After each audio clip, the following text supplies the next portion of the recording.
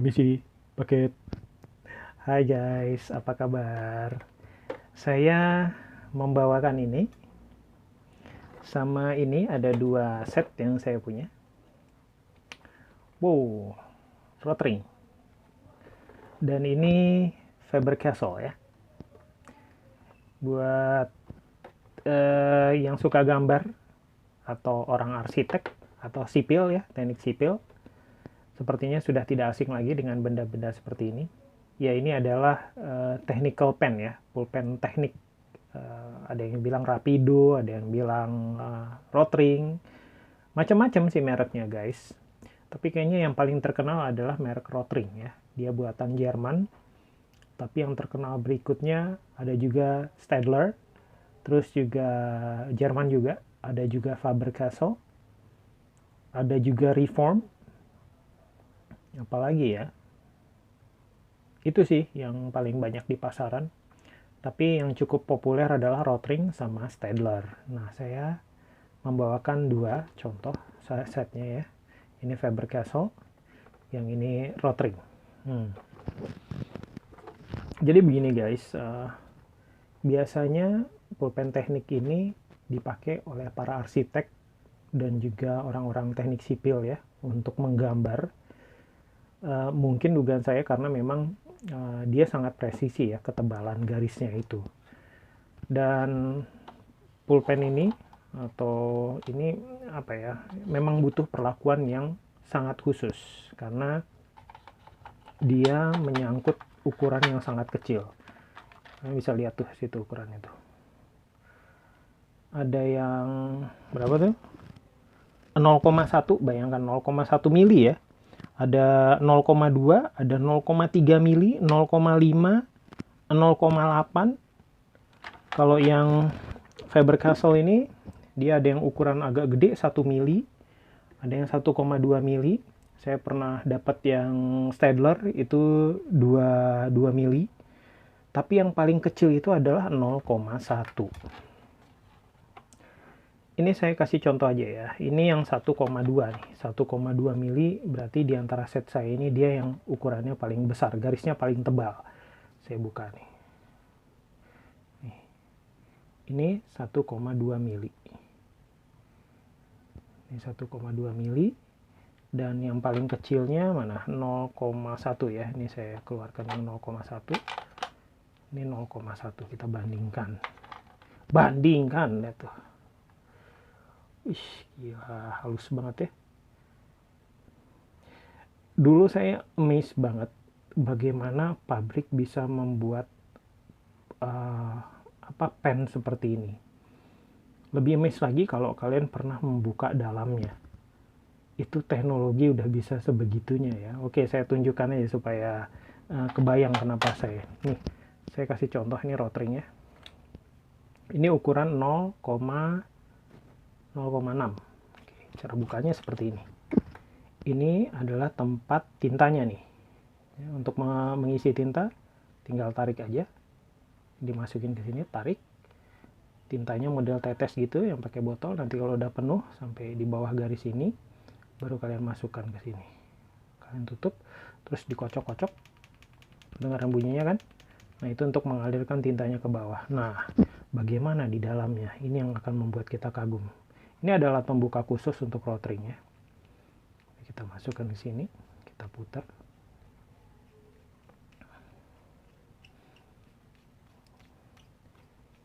Beberapa menit kemudian, nih, disinilah keajaiban dari si mesin pembuatnya itu guys. Ini kita buka. Ini sebenarnya sangat tidak direkomendasikan. Pabrik tidak pernah merekomendasikan kita membuka bagian ini.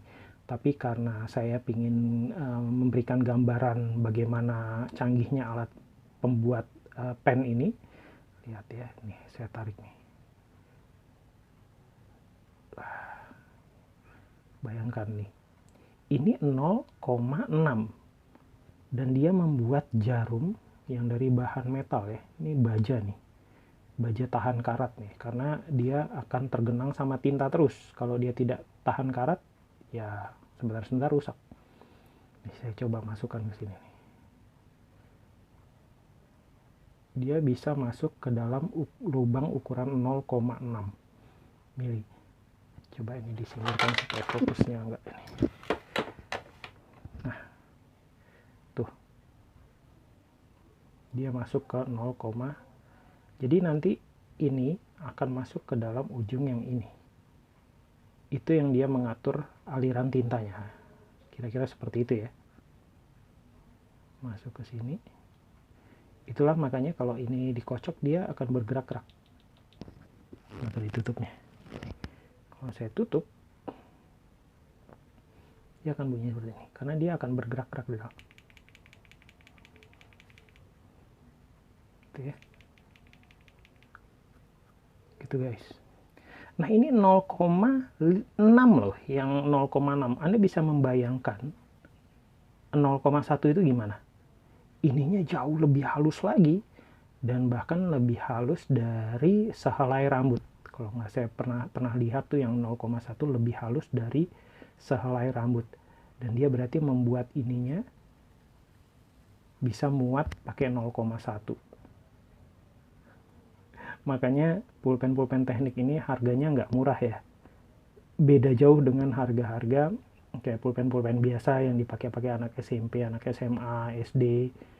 Karena memang begitu rumitnya proses pembuatan, dan ini bahan metal ya. Dia bahan besi metal, ini juga besi. Ini dia ditanamkan ke dalam plastik yang khusus. Dimasukkan ke dalam sini. Nah, yang paling mengerikan adalah kalau yang 0,1, 0,2, 0,3. Itu kalau kalian memasukkannya nggak hati-hati, itu pasti dia kusut di dalam. Karena dia lebih halus dari rambut, bayangkan. Kalau kita ketekan ke samping aja, dia langsung kusut. Udah jadi bermasalah itu pulpen tekniknya. Tapi karena ini 0,6, udah agak tebal tuh, jadi nggak meleok-meleok gini ya. Nah, kalau dimasukin dia masih ini. Tapi kalau yang 0,1 masukinnya itu harus ekstra hati-hati, karena kalau ketekan ke samping sini nggak pas ke lubang yang tengah ini, dia akan ketekuk, dan kalau dia ketekuk berarti otomatis dia tidak masuk ke ujung sini, yang ujung kecil ini, nipnya ini. Nah, tintanya nanti akan bermasalah. Entah dia bocor terus, entah dia mungkin malah tidak mengalir ya. Nah itu, makanya yang 0,1, 0,2, 0,3 itu harus hati-hati banget ekstra perlakuannya. Bahkan si pabrik seperti yang di awal saya kasih tahu tidak pernah menyarankan kita membuka ininya. Membuka ininya tuh tidak disarankan. Untuk membersihkannya itu paling mentok mereka menyarankan ya seperti ini, terus di bawah keran dikocok-kocok untuk membersihkan saluran di sini. Tapi tidak pernah satupun pabrik menyarankan kita membuka bagian ini. Dan jangan coba-coba deh kalau tidak berpengalaman ya. Apalagi yang tadi saya bilang ukuran-ukuran kecil itu. Sekali yang ujungnya ini, yang halus, super halusnya ini bengkok, udah, itu masalah besar, harus ganti yang baru. Atau kalau kalian punya waktu untuk melurus-luruskan itu, wah itu sangat mengesalkan pekerjaan itu, meluruskan kawat baja yang halusnya itu super halus, dan alatnya juga khusus kayaknya, gitu ya. Gini guys, itu kita masukkan lagi ke sini, putar. Begitu banyak teknologi yang ditanamkan ke sini. Saya membayangkan mesin-mesinnya juga mesin-mesin yang luar biasa untuk bisa membuat pipa-pipa sehalus ini yang bisa dimasukin kawat lagi. Makanya nggak heran kalau memang harganya lumayan ya, nggak murah pulpen teknik kayak gini. Dan bukan itu aja, udah harganya kalau udah harganya nggak murah, memperlakukannya juga harus ekstra hati-hati. Kalau ini jatuh tek gitu ke lantai, ininya bengkok, udah bermasalah besar itu. Ininya bengkok atau patah, udah nggak bisa dipakai lagi, harus ganti yang baru. Jadi ini benar-benar barang mahal tapi fragile ya. Artinya kita harus memperlakukannya benar-benar hati-hati, menggenggamnya juga harus hati-hati, naruh di mejanya supaya nggak menggelinding ke lantai, itu juga hati-hati. Yes. Ini yang tadi ukuran 0,1 nya saya tunjukkan ke kalian, mana ya 0,1. Ini 0,4 malah, bukan 0,1. Itu tadi itu bukan 0,1. Ini nih, saya cariin yang 0,1 ya. Ada nggak ya? Oh iya, ini ada nih yang di Faber-Castell. Ini malah yang Faber-Castell-nya NOS, belum pernah dipakai. Nih 0,1. Tuh. Dia bahkan transparan guys yang Faber-Castell-nya, jadi bisa kelihatan dalemannya, cara kerja dalemannya. Ini fokusnya hilang kalau ada barang di bawah nih.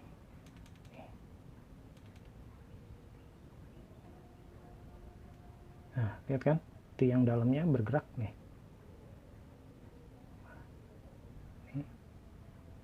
Tuh, ya kan? Tep. Tep. Ini 0,1 yang paling halus. Gila itu mesin. Sama sih. Tapi kalau yang Faber-Castell saya punya ini lebih luar biasa lagi. Dia bahkan sempat-sempatnya menggrafir mereknya di sabuk besi penahan tabungnya ini supaya nggak mekar ya.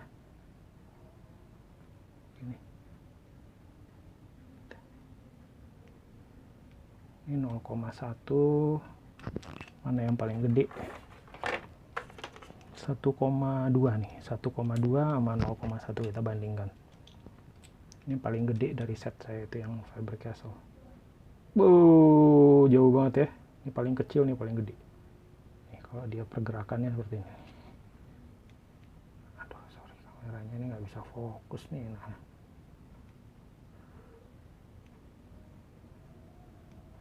Tuh kan?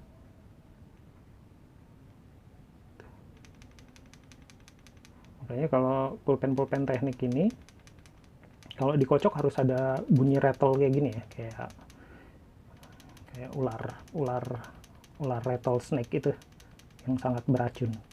Artinya pergerakan tinta di dalamnya itu seharusnya lancar. Minimal bunyi lancar seperti ini, tek tek tek tek, ini indikator kalau tintanya lancar. Tapi kalau dikocok-kocok nggak bunyi seperti ini, ada kemungkinan macet di dalam. Makanya kalian harus pastikan ketika dikocok dia ada bunyi tek tek tek tek tek tek gitu.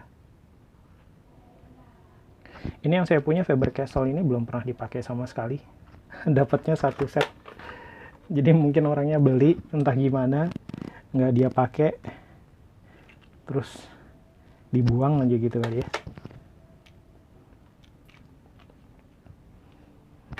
Pegangannya cuma 2 nih guys.